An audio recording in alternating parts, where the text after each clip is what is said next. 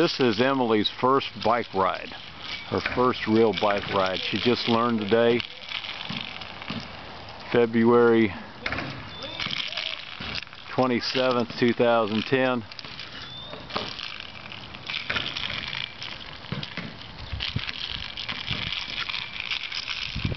Bought a used 20-inch mountain type bike with shock, oh man, with shocks, and put on training wheels, and she's up and running.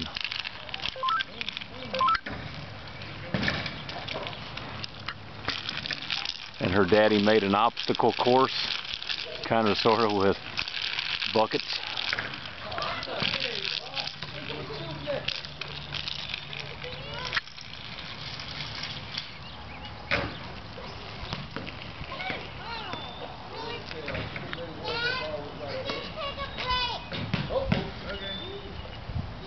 Take a break.